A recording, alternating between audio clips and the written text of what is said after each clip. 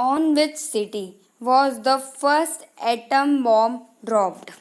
Hello guys, मैं राधिका अग्रवाल आज आप सभी का अपनी शिक्षा यूट्यूब चैनल पर स्वागत करती हूँ।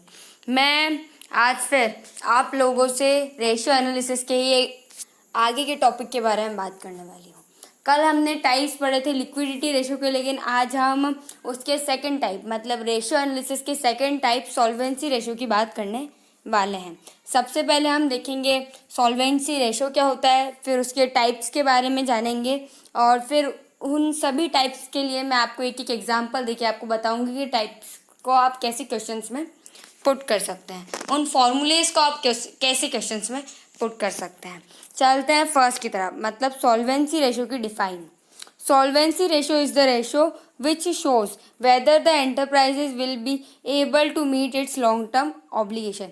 Solvency ratio जो होता है वो शो करता है कि जो बिजनेस है हमारा एंटरप्राइजेस है वो किसी भी लॉन्ग टर्म लोन है या प्रोविज़न है उससे मिलने के लिए एबल है या नहीं है, या उसे वो लॉन्ग टर्म लोन लेना चाहिए या नहीं लेना चाहिए, या उसके लिए वो लॉन्ग टर्म लोन है वो सही साबित होगा या नहीं।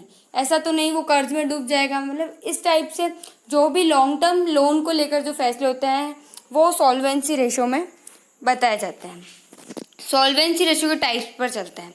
सॉल्वेंसी रेशियो जो है ये 4 टाइप्स में डिवाइडेड है। फर्स्ट है डेब्ट टू इक्विटी रेशियो, सेकंड है total asset to debts, third है प्रोप्राइटरी रेशियो और फोर्थ है इंटरेस्ट कवरेज रेशियो। चलते हैं फर्स्ट पर जो है debts to equity ratio. Debts to equity ratio का फॉर्मूला होता है long term debts to upon equity.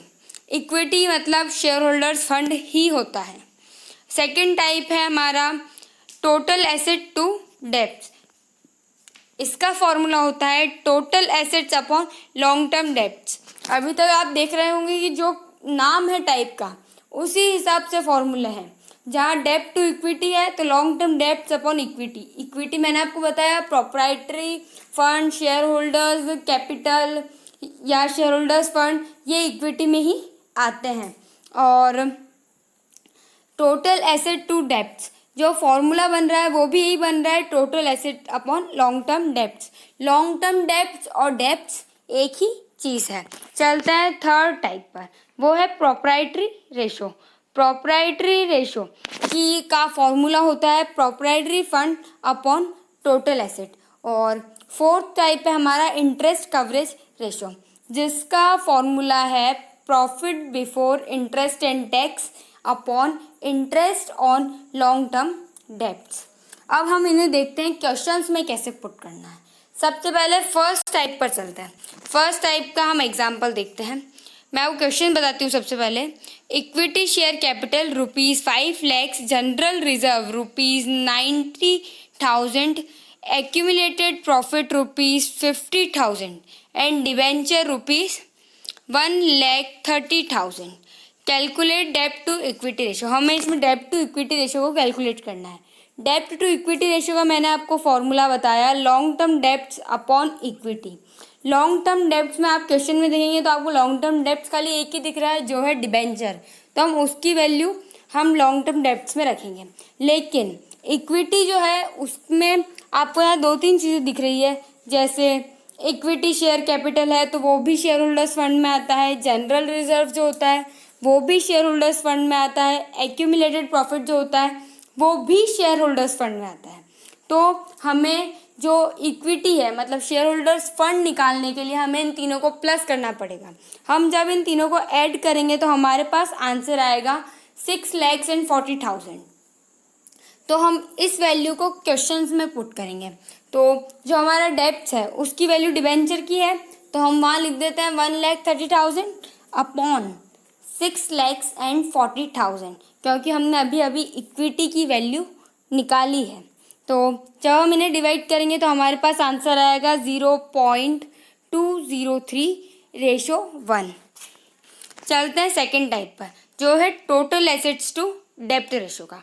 इसका क्वेश्चन है long term debts ratio 4 lakh and total asset ₹7,70,000।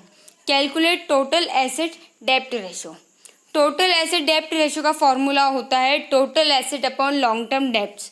Question में सीधा सीधा दे रखा है लॉन्ग टर्म डेप्ट्स भी और टोटल एसेट्स भी, तो हम बस क्वेश्चन में पुट कर देंगे। तो 7,70,000 अपॉन 4 लाख, तो हमारे पास आंसर आएगा 1.925:1। जो थर्ड टाइप है वो है एग्जाम्पल फॉर प्रोप्राइटरी रेशियो। इसका मैं आपको क्वेश्चन बताती हूँ। Share holders fund ₹7,50,000 and total asset ₹10 lakh. Calculate proprietary ratio. तो इसका फॉर्मूला था हमारे पास टोटल एसेट टू डेप्ट रेशियो का फॉर्मूला है proprietary fund upon total asset. तो हम बस क्वेश्चन में सीधा सीधा पुट कर देंगे। तो हमारे पास है वैल्यू 7,50,000 अपॉन 10 लाख। तो हमारे पास इसका आंसर आएगा 0.75:1 और 75%।